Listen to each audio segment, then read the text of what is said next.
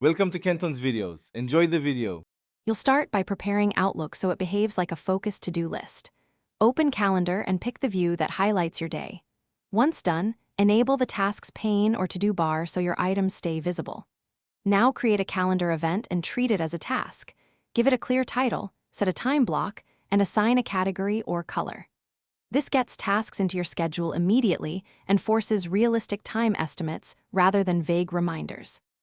Next, focus on execution by adding structure. Set priority, an accurate duration, and a reminder time for each calendar task so you honor actual work windows.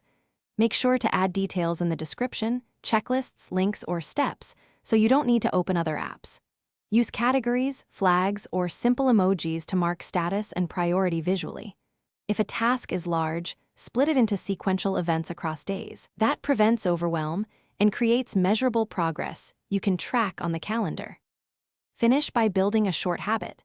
Review your calendar at day's end for 3-5 minutes and move unfinished items to new slots or update durations for realism.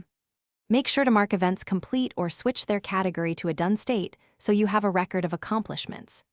If things go wrong and entries don't sync or reminders fail, check account sync settings, sign out and back in, or force a calendar refresh. These steps keep the system reliable and maintain momentum. Thanks for watching. Consider subscribing if we helped you.